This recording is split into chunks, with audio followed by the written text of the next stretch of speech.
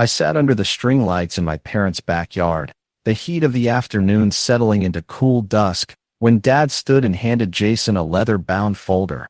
He peeled back the velvet ribbon to reveal heavy paper stamped with county seals, proof the deed was real and binding. Jason's smile split his face as he held the title aloft, his eyes shining brighter than the gold script on the folder. Around us, cousins raised plastic cups of punch and cheered, their voices echoing over the patio stones. Then Mom slipped me a single card, its white envelope thin enough to crease. I peeled back the flap and slid out a scratch-off ticket taped inside.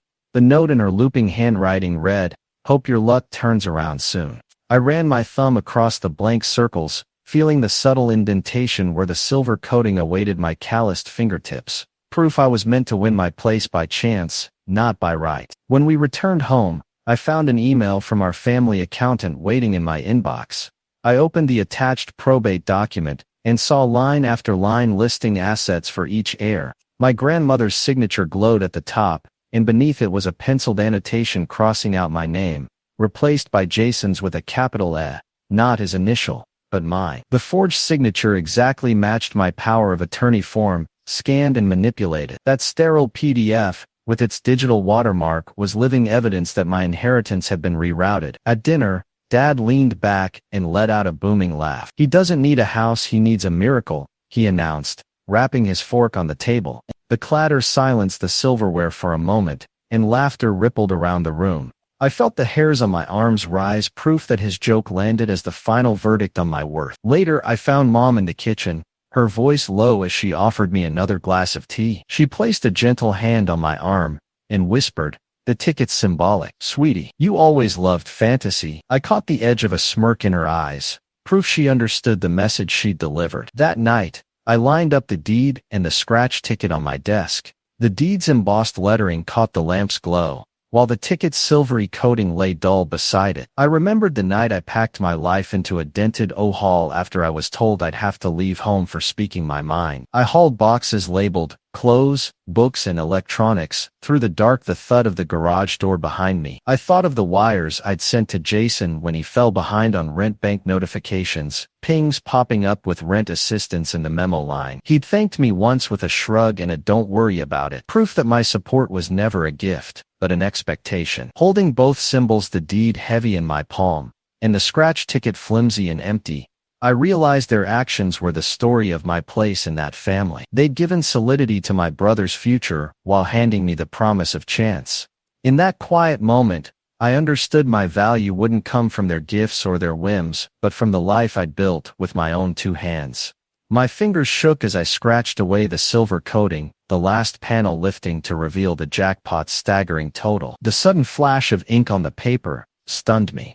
Instead of celebrating, I stepped into my home office and dialed the boutique law firm I'd once bookmarked. When I shook hands with the trust specialist in his leather chair, I watched him slide a folder stamped Orion Haven Group across the walnut desk. He pointed to the embossed trust agreement and explained how every asset from this ticket to the bank account would be shielded under our new name. His nod as I signed the dotted line was proof I'd claimed control before I told anyone. Later that afternoon, I met with the financial advisor via a secure video link. His office behind him was lined with law tomes and framed certificates. He guided me through a non-disclosure agreement, each clause highlighted in yellow. When I clicked, "I agree," the screen displayed a confirmation message. "Confidentiality secured." That on-screen notice served as living evidence that even my own money managers couldn't speak of my identity without my say-so. Over the following weeks, my desk became a monument to transformation. I rifled through printed email confirmations bearing titles like Entity Formation Complete, each one announcing a new LLC under a different name, one for real estate holdings, another for investment ventures, a third for tech prototypes, and a fourth for charitable giving. The headers, stamped by the state registrar, were proof I'd built a network of silent vehicles to hold my wealth. In the early evenings, I would test run my strategy by buying small, discrete assets. I clicked confirm purchase on a charming cottage in a quiet neighborhood, then received a PDF invoice from the agent's office. The next day, a courier delivered a sealed envelope containing a certificate of ownership. That crisp paper, printed with official seals, was living proof of my careful expansion. Meanwhile, I tracked my family's antics online even as I moved in silence. A notification popped up from a cousin's Facebook post, a blurry photo of my college self, captioned "Mark the Mysterious." I tapped the image and scrolled through comments, laughing emojis, sarcastic LOL responses. Their public mockery became proof that they still saw me as an afterthought, unaware of the power shift beneath the surface. Each evening, I reviewed the trail of digital receipts on my tablet, trust documents saved as encrypted PDFs, the NDA signed and timestamped, LLC formation emails with official letterheads, purchase confirmations for a small cafe stake, and the deed for a brick townhouse. Every line item, every stamped signature, was evidence that I had rebuilt my life behind a veil. When the lawyer called to confirm that Orion Haven Group held the lottery proceeds, I reclined in my leather chair and watched the late afternoon light fade. The absence of fanfare, the quiet clicking of the phone hung up, and the faint buzz of my laptop were all the validation I needed. In that hush, the documents on my desk, trust agreements, NDAs, LLC certificates, and purchase receipts, stood as irrefutable proof that I had claimed both my fortune and my freedom on my own terms. I met the investigator in my study, while the rain tapped the window panes. He laid out a stack of printouts. The first was a FAFSA form bearing my name and signature block, but the listed income belonged to Dad's shell company. Beside it, the genuine FAFSA I'd filed showed my part-time earnings from the campus bookstore. Seeing them side by side, identical handwriting in the signature lines, but wildly different financial details, proved my father had forged my paperwork to funnel my loan into his own venture. Next, he slid me a county deed record for the house Jason lived in. Tucked into the closing documents was a witness statement notarized the day before settlement. Comparing that signature to the one on my old tax return stored in my desk drawer and now scanned on his laptop, we found the pen strokes mirrored perfectly. The notary's official seal, stamped over the pasted signature, was living proof I'd never authorized the transfer.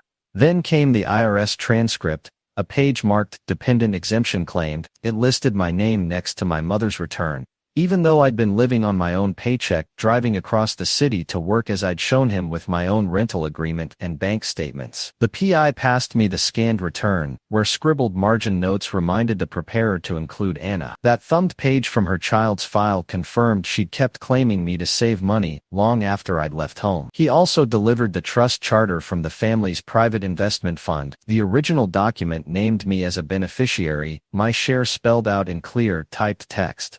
But a later amendment struck through my name, the words "removed by majority vote." Stamped above, the amendment bore the signature of my mother's lawyer and an official notary mark. Holding those yellowed pages in my hand, I knew I'd been erased from something that had been mine all along. Each file, those mismatched FAFSA forms, the swapped signatures on the house papers, the tax return marginals, and the trust amendment, was concrete evidence of deliberate betrayal. The FAFSA's headers and footers matched the Department of Education's template exactly. The county recorder's embossed seal on the deed record could not be forged. The IRS return carried its official barcode. The trust amendment bore the notary's raised seal. These were not rumors or half-heard whispers, but documents stamped and signed by authorities who never met me.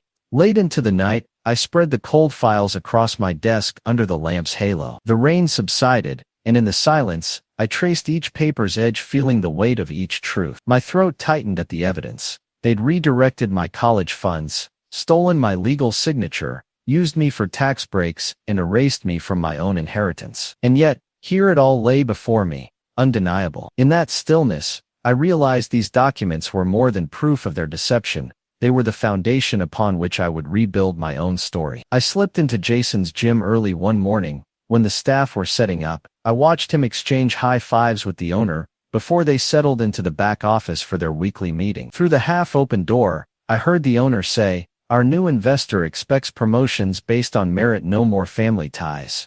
Jason's jaw tightened, proof he'd just learned that the quiet shareholder in his venture was someone he never suspected. Later, I scanned the franchise's registration certificate, my LLC's name stamped beside his family's confirmation. I controlled nearly half the operation without a single congratulatory text from him. That afternoon, I logged into the online debt auction portal and placed a bid on my parents' rental home mortgage note. The winning notification popped onto my screen. Congratulations. Note transfer. I printed the confirmation email, complete with the loan account number and payment schedule. It sat on my desk, alongside the scanned billing statements they'd always complained about. Those statements, marked payable to Enfold Systems, were proof I'd become their creditor. One evening, I spotted my niece's name among scholarship applicants in a scholarship registry. I directed her award, labeled under the Aurora Future Leaders Fund, straight to her university bursar. Within hours, I received the bursar's invoice stamped paid in full. That receipt, sent to my burner email, was living evidence that she'd enjoy her degree without debt, even though she believed every penny came from her grandparents. Across town, I met the SAT tutor at a neighborhood cafe. She arrived with a stack of practice exams and a hopeful smile. I handed her a contract from another LLC, detailing her schedule, her rate, and the direct deposit instructions.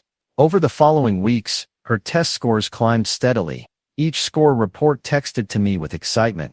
Those score sheets, from her high school counselor, were proof that my backing had transformed her prospects. When it was time to reveal the truth, I scheduled a Zoom call with that tutor. She appeared on screen, surrounded by textbooks and blue sticky notes. I greeted her warmly before stating, "You've been employed by the family's failure fund." I shared my screen to show the mortgage note filings, the franchise registrar listing, and the bursar's paid invoice, all under corporate letterhead. Her gasp and the tremor in her voice when she realized her employer was the same person her cousin ridiculed as the broke genius were undeniable proof of my hand in their world. Meanwhile, my parents arrived at a late rent collection meeting, only to find their property manager briefing them on a new policy. Moving forward, all payments go through Enfold Systems for processing. The stunned looks on their faces, and the signed endorsement in the meeting minutes confirmed they were now subcontractors to the man they once considered an outsider. At each step, I watched their confusion blossom into cautious respect. Jason rewrote his bonus structure in an email that landed in my inbox, the subject line reading, "Merit Plan Approved by Majority Investor." My niece posted a graduation photo online, with the caption, "Eternally grateful to Aurora Fund," and the tutor sent a heartfelt email. "Thank you for believing in me when no one else would." Each document, each digital message stood as concrete proof that I had quietly restructured their world, my final move complete. Their oblivious trust turned on its head. I welcomed them into the Mountain Lodge's great hall, where the air smelled of cedarwood and roasting game. Each cousin tucked their phone away without protest, proof they believed this was simply a family dinner. They settled at the polished pine table, their jackets crisp, their smiles self-satisfied. I tapped the remote, and the projector light flickered on. The first slide read, "The Power of Investing in the Undervalued." Without fanfare, the screen switched to a live feed from a cell phone propped at the entrance of Jason's gym.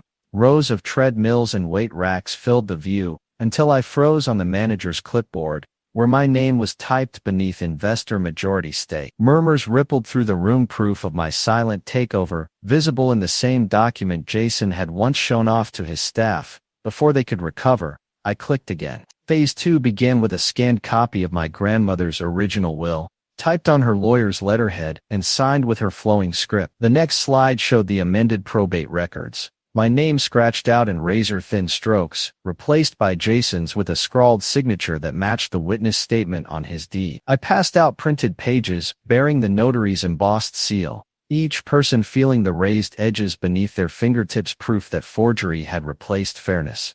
I advanced to an image of my mother's tax return, captured from the IRS transcript, stamped official copy. I highlighted the line where my exemption was claimed, long after I'd left their home, as evidenced by my lease agreement and apartment key deposit slip. Hearing their sharp intake of breath was proof they understood how I'd been used as a financial cushion while they laughed at my thrift store furniture. Then, without warning, I played a grainy voice memo. The lawyer's whispered confession crackled through the speakers. He admitted he'd drafted the fraudulent will, coached my father through fixing the signatures, and never filed the unsigned equal share version I'd found tucked in my grandmother's photo album. Their faces drained of color, proof the betrayal wasn't hearsay but recorded testimony. For the final phase, I rose and handed each relative a folder stamped personal account. My father's contained a resignation letter on the board stationery, his title typed over mine, Chairman Whitmore Investments. He traced the edges of the embossed logo, proof that I'd assumed his role. My mother's folder held a stack of IRS notices demanding back taxes for claiming me as dependent. The official notice date and the printed account numbers testified to her long-running deception. Jason's folder revealed the uncut deed for his house alongside the secondary mortgage note I'd acquired at auction, complete with the loan officer's signature and my LLC's payee line, proof that I'd become his landlord. I closed my folder, stood and lifted my glass in a slow salute. Their stunned silence stretched across the hall. I offered one final line. Dinner's on me just like everything else has been. Without another word, I turned and walked away down the hall, leaving behind the proofs etched on paper, recorded in voice, and frozen in images. They remained at the table, their masks shattered by the evidence I'd laid bare. I let their frantic voicemails stack up unheard, proof I was done playing their game. When Jason's realtor texted a photo of his for sale sign planted in front of that house, weathered boards, and all I knew he'd caved to the threat of renting from your brother. An hour later, the closing statement landed in my inbox, the final bid confirmation from my Shell LLC, stamped by the county clerk. That statement, with its line items for closing costs and deed transfer fees, became my proof that I took ownership. By the next week, the front door bore a brass plaque reading "Shelter at Ocean's Edge." I'd wired the purchase funds through the nonprofit's account, and the local title company's emailed deed. That letterhead, an embossed seal, confirmed I was no longer landlord to my family, but guardian to the displaced. Inside, I found the worn floorboards and peeling paint exactly as described in the inspection report I'd commissioned, proof of the work that lay ahead. Then came the lawsuit notice clipped from the town newspaper. Local matriarch sues for defamation. Mom's name appeared under a grainy photo of our childhood porch. I opened the PDF of her filing her lawyer's letterhead, the court docket number stamped in red ink, and read her demands. But 3 days later, an update arrived. Motion to withdraw, accompanied by a bailiff's affidavit, quoting her text messages to the family group. Cruel jabs about those freeloaders and mocking relief efforts as charity for slackers. Those printed screenshots, each with timestamps and message IDs, were living proof she couldn't defend her own words. While they wrestled with legal embarrassment, I set up the Harbor Light Foundation for Estranged Young Adults. After posting the application form on the local community board, I started receiving emails. Therapy stipend approved, housing grant processed, each accompanied by a PDF voucher from partnering counselors and landlords. Inky signatures from therapists and scanned lease agreements signed by grateful participants became proof that my quiet funding was building new futures. Every birthday, my phone still buzzed with the family chat insisting I come home.